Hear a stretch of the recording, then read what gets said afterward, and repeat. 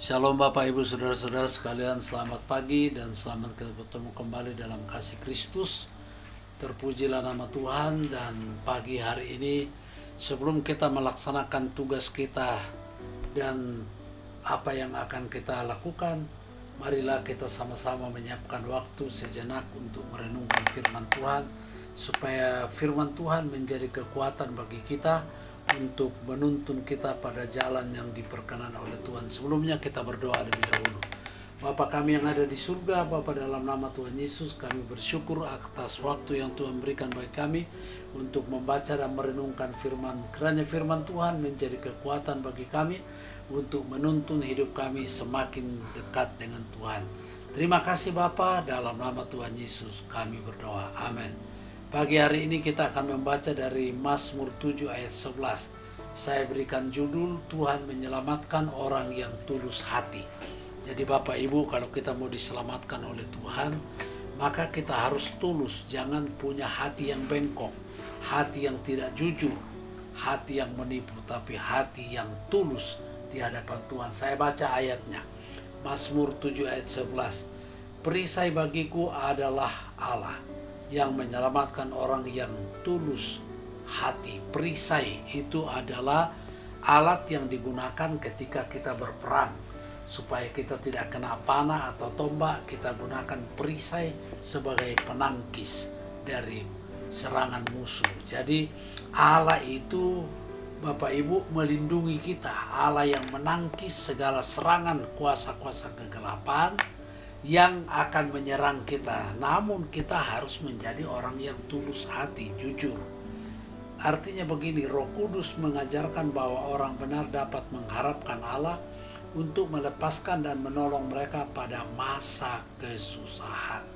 Pada masa kesusahan, kita bisa mengharap Allah untuk melepaskan dan menolong kita.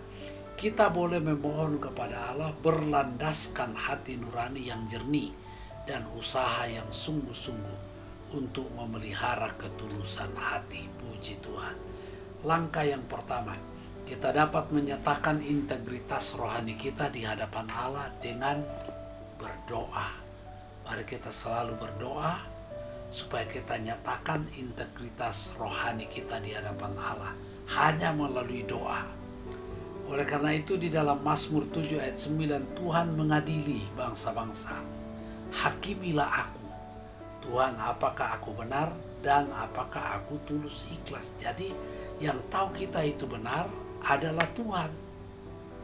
Makanya pemazmur bilang, hakimi aku, periksalah aku, apakah aku ini benar, apakah aku tulus hati.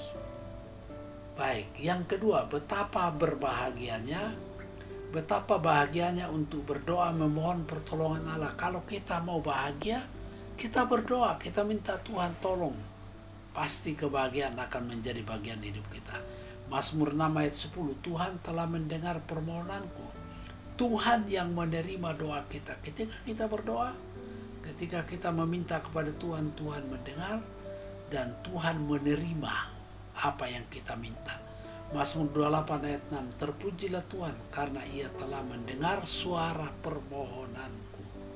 Ketika Tuhan dengar suara permohonan kita dan Tuhan akan menjawab, ini yang mendatangkan kebahagiaan dalam hidup kita. Yang ketiga, perhatikan apa yang dikatakan Rasul Paulus. Paulus bilang apa Bapak Ibu di dalam Kisah 24 ayat 16, sebab itu aku senantiasa berusaha untuk hidup dengan hati nurani yang murni. Nah, karena itu mari kita mau belajar hidup dengan hati nurani yang murni di hadapan Allah dan juga di hadapan manusia.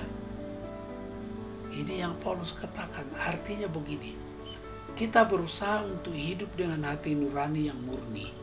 Hati nurani yang murni itu tercatat dalam Alkitab sebagai salah satu senjata yang paling penting untuk suatu kehidupan rohani dan pelayanan yang berhasil. Jadi hati nurani yang murni itu sebagai salah satu senjata yang kita bisa gunakan untuk melawan musuh-musuh di dalam tugas pelayanan yang kita kerjakan, sehingga dengan demikian pelayanan itu bisa berhasil. Demikianlah renungan kita pagi hari ini. Tuhan Yesus memberkati. Kita berdoa. Bapa kami yang ada di surga, Bapa, dalam nama Tuhan Yesus kami bersyukur karena pagi hari ini kami boleh merenungkan firman Tuhan. Kiranya firman Tuhan boleh menjadi pedoman di dalam kehidupan kami sepanjang hari, dari pagi sampai malam nanti. Terima kasih Tuhan. Berkati seluruh pendengar dimanapun mereka berada, yang jauh dan dekat. Tuhan, Engkau tahu kondisi keadaan mereka yang sakit.